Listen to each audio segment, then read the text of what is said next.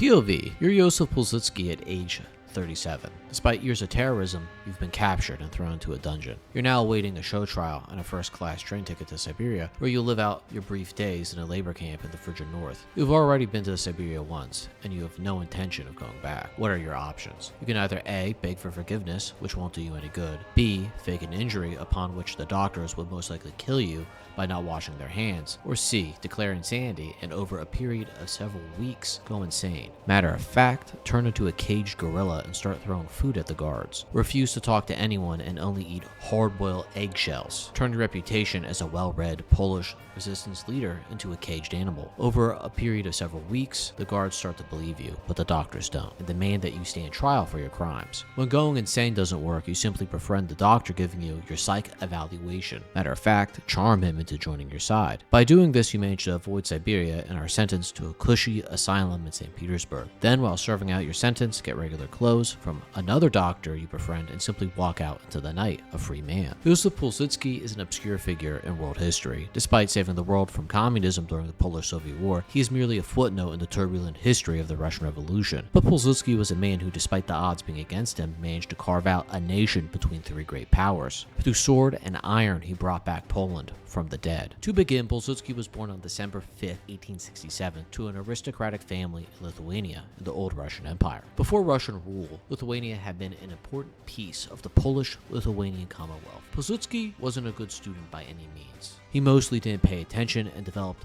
a personal obsession with Polish history and literature, which was banned by Tsarist authorities. But his independent streak didn't start with Józef. His father fought in the 1863 uprising against Russian rule. His father passed on to his sons a hatred for Russia and her Russification policies. In 1885, Pilsudski went to medical school, but quickly joined the Russian underground. In 1886, Józef was kicked out of medical school for spreading edgy literature and starting student protests. Finally, in 1887, he was arrested for being part of a plot to kill Tsar Alexander III. For the next 5 years, Pilsudski was sent to Siberia, where he went on a hunger strike and was tortured by the guards. Upon his return from exile in 1892, he joined the Polish Socialist Party, PPS for short, where he organized the Lithuanian branch. At first, Pilsudski considered himself a socialist and was a part of the extremist wing of the PPS, but hated the socialist doctrine of internationalism and had no interest in anything but Poland. In his heart, he was a nationalist. Throughout the 1890s, he rose through the ranks of the SPP, eventually becoming its leader in 1895. Once in charge, he merged nationalism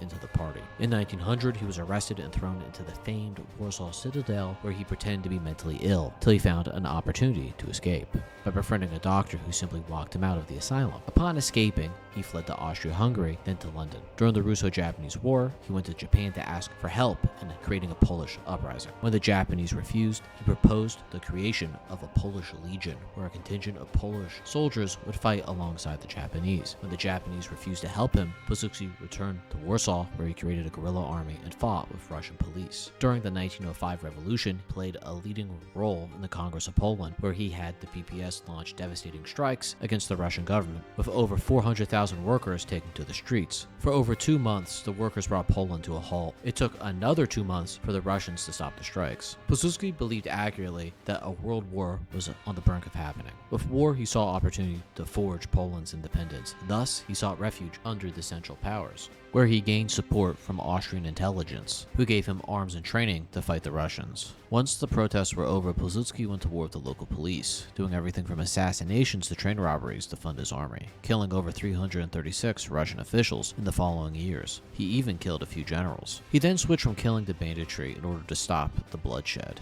In 1908, Pilsudski robbed a train carrying over 200,000 rubles on its way to St. Petersburg, which turned out to be the largest train robbery in European history at that point. Pilsudski led the raid personally, believing that each member of his army should take part in at least one raid. In his robbery, 3 future Polish prime ministers, Pilsudski's wife, along with 20 other bandits, met in Lithuania. They ambushed the train. In the robbery, akin to the first train robbery in Red Dead Redemption 2, his men ambushed the train while stopped at a station near Pilsudski's hometown, taking the train over in a shootout between Russian guards. Once the train was captured, Pilsudski blew the mail car open with TNT and stole around $8 million in today's money. Once the robbery was over, Pilsudski returned to Austria, where he was made general of a small army and created a bunch of training camps along the Polish border, which he called sporting clubs, where he trained around 12,000 men.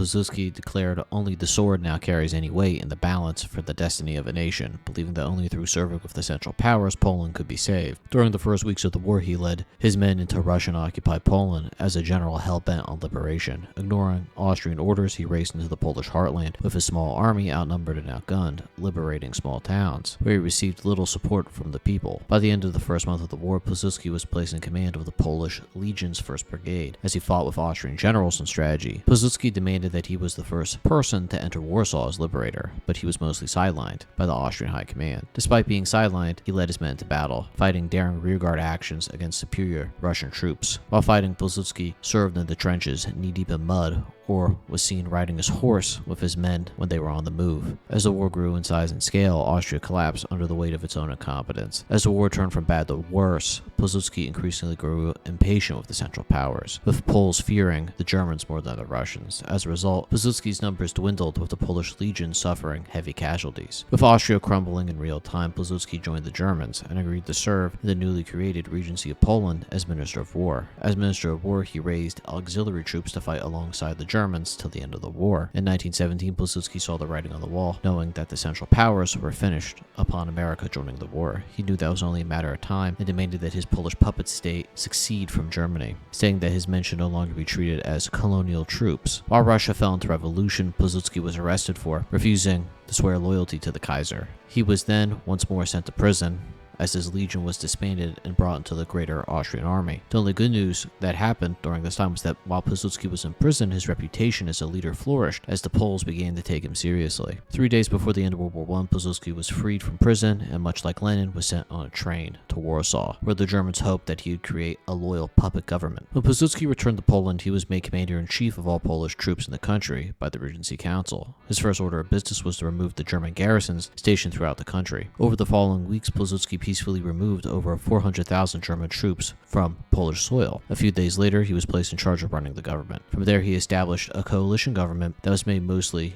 of socialists. As head of government, he introduced a series of reforms that raised the quality of life of his fellow countrymen. He established an 8-hour workday, free education, and women's suffrage. While rebuilding the civilian sector of his economy, Pilsudski put most of his attention into the military. With the Russian Civil War in full swing, he knew it was only a matter of time before the Civil War spread to Poland. Pilsudski quickly created an army with leftover German equipment and managed to incorporate Polish, German, and Russian troops into his army. Pilsudski's foreign policy, on the other hand, was to create a federation of breakaway states from Russia, but these states refused to join Poland and were protected by the Allies, who were afraid of what a revived Polish-Lithuanian Commonwealth would have on the balance of power in Europe.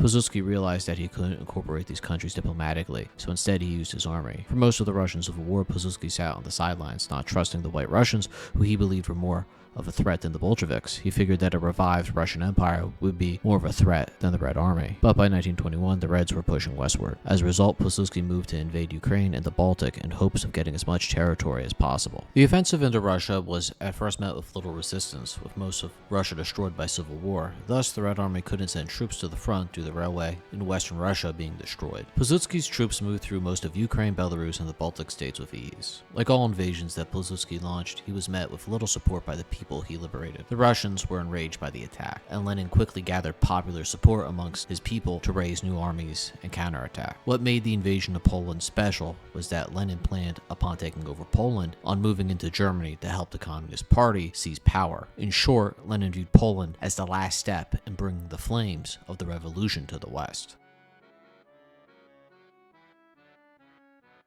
To lead this invasion would be Mikhail Tukhachevsky, the man who won the Civil War for Lenin. Before embarking on the invasion of Poland, Tukhachevsky told his men, "To the west, over the corpse of White Poland, lies the road to worldwide revolution." With that, the Red Army poured in the Polish-held lands, driving them from their newly conquered territory and into Poland itself. The only thing that stopped the Red Army was the Red Army. Tukhachevsky simply was too popular within his own army, and that caused Stalin and his clique of yes-men to get jealous. They refused to follow Tukhachevsky's orders, allowing him to get overstretched deep in Polish territory. At the same time, Pilsudski concentrated a reserve army of around 20,000 men at Warsaw. These troops were the last line of defense between Poland Poland and the Western world. When the Russians reached Warsaw, Pilsudski launched a last-ditch flank attack on the southern part of the city that repulsed and destroyed the Red Army, which won the war. After the war, Pilsudski was driven out of government by his rivals, of whom he had many. During this time, the Polish government fell into disarray, with the country's economy in shambles. In 1926, Pilsudski launched a coup against his rivals and became dictator. As dictator, he worked on reforming the army and making alliances with France, and tried to ally with his neighbors, but they were mostly interested in appeasing Germany. Pilsudski would die in 1935, just a few short years before World War II.